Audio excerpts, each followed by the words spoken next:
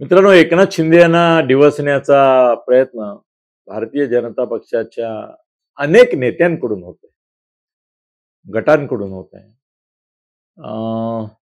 थोडा आरोप करू विशिष्ट असा की ज्यांना फडणवीसांची फजिती घडवून आणायची आहे किंवा फडणवीसांचा पराभव घडवून आणायचा आहे, फडणवीसांना बदनाम करायचा आहे किंवा फडणवीस अडचणीत यावेत अशी ज्यांची इच्छा आहे किंवा महाराष्ट्रातून फडणवीसांची गच्छंती व्हावी अशी इच्छा आहे, ते लोक याच्यात पुढाकार घेतात. आणि ते परत कावेबाज आहेत. ते काय करतात की फडणवीसांची बाजूच अशी घेतात की ज्याच्यामुळे फडणवीस अडचणीत येतील. म्हणजे बावनकुळेंनी असं म्हणायचं की आमचे मुख्यमंत्री फडणवीस आहेत, गेली वाट लागली, शिंदे नाराज, केंद्रीय मंत्री नाराज, बावनकुळेंना काही पडलेली नाहीये, त्यांना पक्षाचीच वाट लावायची, बाकी काय करायचंय, पुन्हा सत्तेवर पक्षाने येऊ नये एवढीच त्यांची इच्छा आहे. आणि असे जेवढे विघ्न संतोषी आहेत भाजपतले ते सगळे कुरापत काढतायत एकनाथ शिंदेची. फडणवीस पण ज्या पद्धतीने सेल्फ डिफेन्स करतात, स्वतःचं संरक्षण करतात, तसं संरक्षण ते एकनाथ शिंदेना देत नाही. अजितदादांना तर देणंच बंद केलंय त्यांनी. अजितदादा हा विषय जणू त्यांनी वाळीत टाकलाय, बहिष्कारच केलाय त्याच्यावर. अजितदादांच्या विषयी काहीच बोलायचं नाही, चांगलंही नाही वाईट, अजितदादा अस्तित्वातच नाहीत असं हे करायचं. पण एकनाथ शिंदेच्या बाबतीमध्ये या प्रकारचं जर भेदभाव केला गेला, त्यांना डिवचलं गेलं वारंवार, तर ते एकनाथ शिंदे आहेत, ते ऐकणार नाहीत.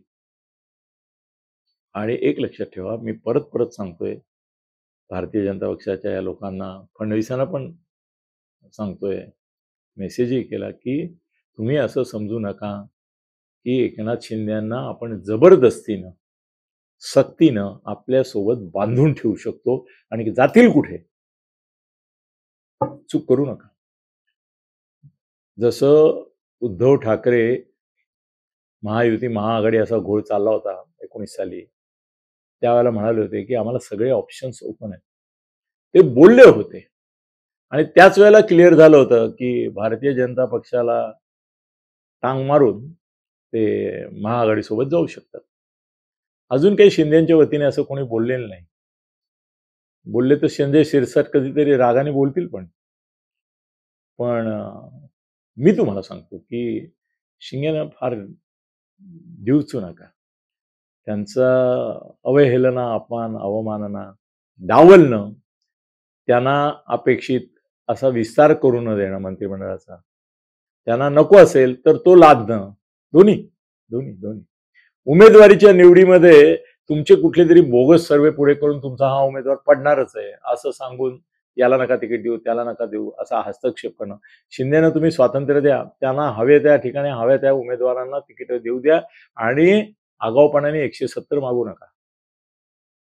100 ठेवा, किती 100 ठेवा, आणि बाकीचे जे 88 उरतील ते तुम्ही, तुमचे मित्रपक्ष आहे, अजितदादा आहे, तर मला आता अजितदादा सोडणार का नाही सोडणार याच्या प्रश्नाचंही उत्तर हळूहळू क्लिअर होत चाललंय की तुमची हिंमत होत नाहीये.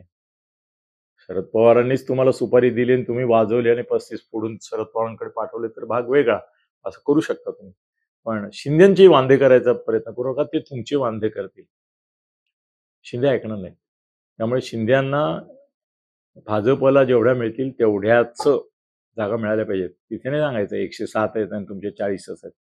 जेवढ्या तुमच्या तेवढ्याच त्यांच्या, तरच तुमचा समझोता होणार आहे, नाही तर होणार नाही. एकनाथ शिंदेने ऑप्शन्स ओपन आहेत आणि ते ऑप्शन मी सांगायची गरज नाही, तुम्हालाही माहिती आहे. तर फडणवीसांनी पुढाकार घेतला पाहिजे, दुसरं कोण घेणार आहे? बाकी तर विघ्न संतोषीच आहेत.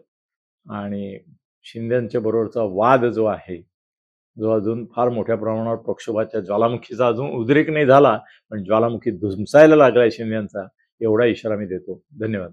खळबळजनक गौप्यस्फोट म्हणजेच यूट्यूब चॅनल अनिल थत्ते गगनभेदी. खळबळजनक गौप्यस्फोट म्हणजेच यूट्यूब चॅनल अनिल थत्ते गगनभेदी.